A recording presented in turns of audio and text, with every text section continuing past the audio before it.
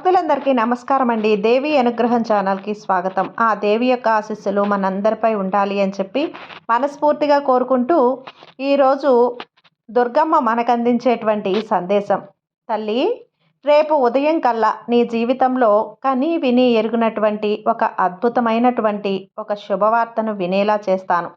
తొందరపడి నెట్టివేయకు, వెంటనే విను. ఈ దుర్గమ్మ నీ కోసం అందించేటువంటి ఈ శుభవార్త నిన్ను ఆనందపరిచే విధంగా ఉండబోతుంది. మరి దుర్గమ్మను శుక్రవారం, మంగళవారం రోజు ఎక్కువగా మనం పూజించుకుంటూ ఉంటాం కదా. అమ్మకి ముఖ్యమైన రోజులు కూడా అవే. నిర్లక్ష్యం చేయకుండా పదే పదే దుర్గమ్మ మనకు ఇస్తున్నటువంటి సందేశం, ఈ సందేశంలో ఒక అర్థం, పరమార్థం కూడా ఉంది. మరి అది ఏంటి అనేది మనం ఆ దుర్గమ్మని అడుగుతూ ఉంటాం కదా. ప్రతి ఒక్కటి కూడా అమ్మ మనకు ఇది జరగాలి, అమ్మ నాకు ఇది రావాలి, అమ్మ నా కోరిక ఇది నెరవేరాలి. ఎంతో ఇష్టమైనటువంటి రోజుల్లో అలాంటి శుభదినాన దుర్గమ్మ తన బిడ్డలందరికీ కూడా ఈ సందేశాన్ని అందిస్తూ ఉంది. నువ్వు నాకు పూజలు, వ్రతాలు, నోములు, ఇంకా ఉపవాసాలతో కూడినటువంటి పూజలు ఏమీ అవసరం లేదు బిడ్డ. నువ్వు ఎన్నో రకాలైనటువంటి నైవేద్యాలు చేసినా కూడా నేను వాటిని భుజించలేను. నీ మనసు ప్రశాంతంగా లేనప్పుడు అర్థమైంది కదా. నువ్వు నన్ను మనసారా అమ్మా అని పిలిచి మనస్ఫూర్తిగా నన్ను ధ్యానిస్తూ ఉంటే అన్నీ కూడా నేను నిన్ను చూసుకుంటాను. ఈ తల్లి గుడికి వచ్చి మనసు అంటే మనకున్నటువంటి కష్టాలన్నీ కూడా నాతో చెప్పుకుంటే, కాసేపు నా గుడిలో కొంత సమయం నువ్వు గడిపిస్తే చాలు. నీకు ఆ ప్రశాంతమైన మాటలతో చెప్పలేదు. నేను నీ తల్లిని. ఎప్పుడూ కూడా నీకు కష్టాలనేటువంటివి ఎప్పుడూ కూడా ఇవ్వను. మీరు సంతోషంగా ఉంటే ఆ అనుభూతిని మీరు తప్పకుండా కలిగిస్తూ ఉంటారు. ప్రతిరోజు కూడా ఏదైనా సరే ప్రతిరోజు ఆలోచిస్తూ ఉంటావు కదా. ప్రతిరోజు ఏదైనా సరే నువ్వు ఆలోచించినప్పుడు ఆ తల్లి నాతో ఉంది, దుర్గమ్మ నాతో ఉంది, నేను నమ్మినటువంటి అమ్మ, నా దైవం నన్ను కాపాడుతుంది, ఇతరుల మాటలు నేను అస్సలు వినను అని మనసుకు నీకు అనిపిస్తూ అలానే నడుచుకోవాలని అనిపిస్తూ ఉంటుంది. కానీ లోపల ఏదో అపనమ్మకంతో నిండినటువంటి నీ మనసు ఇప్పుడు కుదుట పడదామంటే ఎలా పడుతుంది చెప్పు. ముందు నీ మనసుని నువ్వు అదుపులో ఉంచుకో. నీ కోరికలను అలాగే నీ కోపాన్ని కూడా నువ్వు అదుపులో ఉంచుకోవాలి. అతి కోపం ఎప్పటికీ కూడా పనికిరాదు. అతి మంచితనం కూడా నీకు పనికిరాదు. మంచితనం ఉండాలి. అతి మంచితనం నీలో నిన్నే జీవిని నాశనం చేస్తుంది. నీకు అనిపిస్తూ ఉంటుంది కదా, నమ్మకమే మనకు ఏదైనా అనిపిస్తుందో ఆ నమ్మకమే మనకు చివరి వరకు మనల్ని మన కష్టాల నుంచి గట్టెక్కించి, మనం ఏదైతే అమ్మవారిని కోరామో ఆ ప్రతి కోరిక కూడా అమ్మ మనకు తప్పకుండా తీరుస్తుంది. నాపై నమ్మకాన్ని కోల్పోవద్దు. నా మీద ఎప్పుడూ కూడా భక్తితో ఉండమని చెప్తూ ఉంటాను. ప్రతిరోజు నా కోసం నువ్వు నా కోవెలకు రావాల్సిన అవసరం లేదు. నా కోసం నువ్వు ఏదో ఒక రోజు వచ్చినా చాలు. ముఖ్యంగా శుక్రవారం రోజు, మంగళవారం రోజు వచ్చి నా దగ్గరకు వచ్చి నిమ్మకాయల మాల నాకు సమర్పించమ్మా.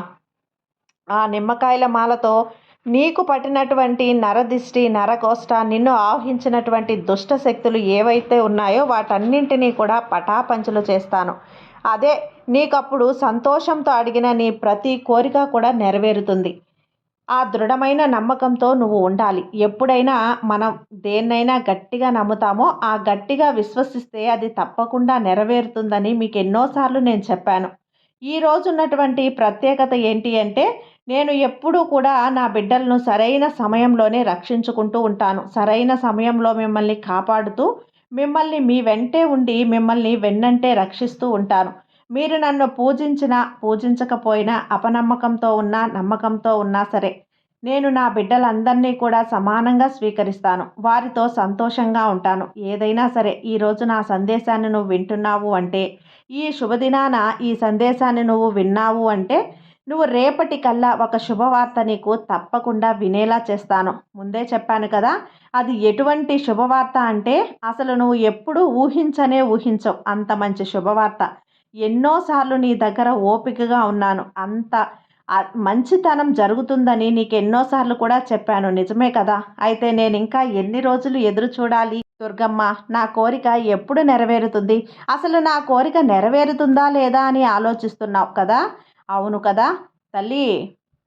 ఏదైనా సరే ఈ దుర్గమ్మ మీద మీ నమ్మకం, నాకు ఎంతో నమ్మకం అనేది చాలా గొప్పతనం. మీరు నా మీద నమ్మకం పెట్టుకున్నారు అంటే నా బిడ్డల్ని నేను ఎప్పటికీ వదలను. అపనమ్మకంతో ఉండకూడదు అస్సల. నమ్మకంతోనే ఉండాలి. నమ్మకంతో మాత్రమే ఉండాలి. నువ్వు ఎప్పుడూ కూడా ఈ దుర్గమ్మని అమ్మా అమ్మ అని పిలుస్తూ ఉంటావు. నీ ప్రశాంతమైనటువంటి జీవితాన్ని నువ్వు గడుపు. అదేవిధంగా ఈ అమ్మ నామస్మరణతో ఆనందంగా ఉండు. ఉన్నన్ని రోజులు ప్రశాంతమైనటువంటి జీవితాన్ని గడుపు. నువ్వు ఇప్పుడు నన్ను 100 ప్రశ్నలు అడగాలనుకుంటున్నావు, అవును కదా? ఈ ప్రశ్నలన్నింటికీ నేను ఈరోజు నీకు తప్పకుండా సమాధానం ఇస్తాను. చూడు తల్లి, కాలం అనేది మన ఇష్ట ప్రకారం రాదు కదా. అది మనకు రావాల్సినప్పుడే వస్తుంది. అప్పటి వరకు మనం ఎదురు చూడాల్సిందే మరి. అప్పటి వరకు నువ్వు బాధపడకుండా, నీ మనసు కృంగిపోకుండా ఉండటానికి ప్రతిరోజు ఈ తల్లి నీతో మాట్లాడుతున్నాను. అయితే ఆ అమ్మ నా కోరికలు నెరవేరటానికి ఎన్నో సంవత్సరాలు ఎదురు చూడాలా అమ్మా అనే ఆలోచన అనేది వస్తే ఆ ఆలోచన సరైంది కాదమ్మా. చూడమ్మా, నీ ప్రతి ప్రార్థన నెరవేరడానికి ఈ కాలం అవసరం.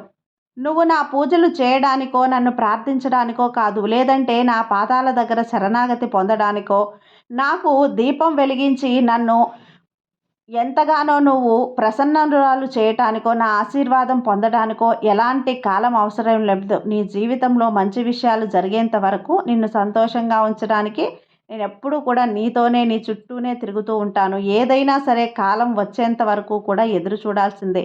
కానీ నువ్వు అనుకున్నది అనుకున్నట్లు కొన్ని సంవత్సరాల పాటు ఉండదులే.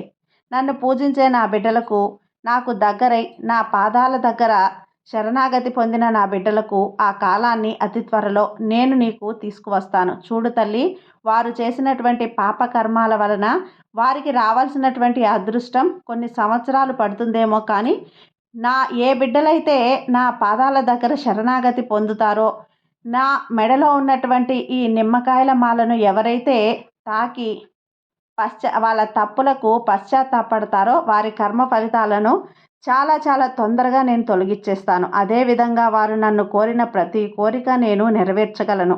అప్పుడు అర్థమైంది కదా, నీ కర్మానుసారం నువ్వు కొన్ని సంవత్సరాల పాటు ఈ కర్మానులను అనుభవించాల్సిందే. మరి ఈ కష్టాల కొలిమిలో నడవాల్సిందే. ఎప్పుడైతే ఈ దుర్గమ్మను నువ్వు నమ్మావో, నువ్వు ఎప్పుడైతే ఈ దుర్గమ్మ పాదాల దగ్గర నువ్వు శరణాగతి పుణ్యాన్ని పొందావో, అప్పుడే నీ పాపకర్మలన్నీ తొలగిపోయాయి. ఇది ముమ్మాటికి నిజం. నువ్వు భయపడుతున్నట్లు కొన్ని సంవత్సరాల పాటు ఈ కష్టాలు నీతో ఉండవు. అతి త్వరలోనే నీ ప్రతి కోరిక నెరవేరబోతుంది. ఈ శుభదినాన ఈ సందేశం వింటున్న నా బిడ్డకు రేపు ఒక శుభవార్తను తీసుకొస్తాను. దానితోనే నీకు అర్థం కావాలి, ఈ తల్లి చెప్పిన ప్రతి మాట ప్రకారం శుభవార్త అందించారు అని అర్థమవుతుందా? చూడమ్మా, ఎట్టి పరిస్థితుల్లోనూ మంచి మంచి అవకాశాలను నువ్వు వదులుకోకూడదు. అలాంటి అవకాశాలను 1 కాదు, 2 కాదు, నీకోసం 100, 1000 తీసుకొని వస్తాను. నువ్వు వాటిని గుర్తించేంత వరకు ప్రతి అవకాశాన్ని నీకు చూపిస్తూనే ఉంటాను. కానీ ఆలస్యం మాత్రం చెయ్యొద్దు. అవకాశం నీ దగ్గరికి వచ్చినప్పుడే ఏదైనా సరే ఓపికతో పట్టుకోవటమో, నేర్చుకోవటమో, దాని ద్వారా నువ్వు అనుభవించాల్సినటువంటి కష్టకాలాన్ని మరికొన్ని రోజులు తగ్గించేందుకు ప్రయత్నించు. వీలైనంత త్వరగా కష్టాల నుంచి బయటపడే వారికి అద్భుతమైనటువంటి భవిష్యత్తును ప్రసాదించాలన్నదే నా కోరిక. గమనిస్తూ ఉండు. అప్పటి వరకు ఈ దుర్గమ్మ మీద నువ్వు ఎప్పుడూ కూడా అపనమ్మకాన్ని పెంచుకోకుండా ధైర్యంగా, సంతోషంగా, నమ్మకంతో ఉండు. అమ్మ చెప్పేటువంటి దాన్ని అర్థం చేసుకొని ప్రయత్నిస్తూ ఉండు. నీ కష్టాల కొలిమి నుండి నిన్ను బయటపడేసే మార్గం నేను చూపిస్తాను. తొందరపడి నువ్వు ఎప్పుడూ కూడా నెట్టివేయకుండా అమ్మ చెప్పే ఈ సందేశాన్ని పూర్తిగా వినే ప్రయత్నం చెయ్యి. ఇది విన్నాక నీ మనసులో అలజడి ఎందుకు? ఈ వాక్యాలు వింటూ ఉన్నావు కదా, నీ మనసులో అపనమ్మకం అనే బీజాన్ని నువ్వు ఎందుకు నాటుకుంటున్నావు చెప్పు. దాన్ని తీసిపడేసేయి. ఇక నువ్వు ఈ శుభవార్త నేను తప్పకుండా చేరుతుంది. అది ఎప్పుడో కాదు, రేపే. ఈ అమ్మకు ఇష్టమైనటువంటి శుక్రవారం రోజున నీకు కావలసినవన్నీ నేను నీతోనే పెడతాను, నీ చేతిలో పెడతాను. నీ జీవితంలో ఒక ప్రశాంతమైనటువంటి వెలుగునిస్తాను. నువ్వు ఎప్పుడూ కూడా బాధపడద్దు. నువ్వు ఈరోజు నీ మనసులో ఉన్న ప్రతి ప్రశ్నకు సమాధానం దొరికింది కదా. ఇక ఎన్ని రోజులు ఈ కష్టాలు అనుభవించాలో, ఏ రోజు ఈ నా తల్లి నన్ను కరుణిస్తుందో అని చెప్పి ఈరోజు అర్థమైంది కదా. ఈ తల్లి నిన్ను ఎప్పుడూ కరుణించేసింది. నీ కర్మఫలాలన్నీ నేను తొలగించేశాను. నువ్వు ఇక కష్టాలు అనుభవించాల్సినటువంటి ఏ పని లేదమ్మా. సంతోషంగా నీ జీవితాన్ని గడపడానికి సిద్ధంగా ఉండు. నీకు అద్భుతమైన, ఆశ్చర్యకరమైనటువంటి గొప్ప గొప్ప శుభవార్తలు ఈ తల్లి నీకు ఇవ్వబోతుంది. నమ్మకంతో ఉండు. నువ్వు ముందుకు నెట్టుకుంటూ వెళ్ళు నీ జీవితాన్ని. అక్కడే ఆగిపోయి నిలబడితే నీ ఆలోచనలు అక్కడే ఉండిపోతాయి. అలా కాదని ఒక అడుగు ముందుకు ప్రయత్నం చెయ్యి. తప్పో ఒప్పో, లాభమో నష్టమో, గెలుపో ఓటమో ఏదైనా సరే ముందుకు వెళ్ళి మనం ప్రయత్నిస్తే ఒక అడుగు నష్టపోయేదేదీ లేదు. ఒక్క సంవత్సరానికైనా 6 నెలలకైనా నీ గెలుపు అనేది తప్పకుండా వస్తుంది. ఓపికతో ఏ పని చేసినా కూడా నువ్వు మొదటగా ఓర్పు, సహనంతో ఉండు. ఇవన్నీ అలవర్చుకో. ఏ పని తలపెట్టినా అందులో విజయం రాదేమో అనే అపనమ్మకం నుంచి నువ్వు ముందు బయటపడాలి. ఏది చేసినా గెలుపు తథ్యం అని ఒక మంచి గట్టి పట్టుదలను నువ్వు కలిగి ఉండాలి. నాకన్నా తక్కువ చదివిన వారు నాకన్నా ఎక్కువ సంపాదిస్తున్న అటువంటి వాళ్ళు ఆలోచన ముందుగా నీ మనసులో నువ్వు తీసేసేయి. చదువు, తెలివి రెండూ సమానం. చదువు లేనివాడు, తెలివి ఉన్నవాడు ఈ కాలంలో బ్రతకగలడు. కానీ చదువు ఎంత చదివినా తక్కువ జీతంతో బ్రతికే వాళ్ళు ఈ ప్రపంచంలో చాలామంది ఉన్నారు.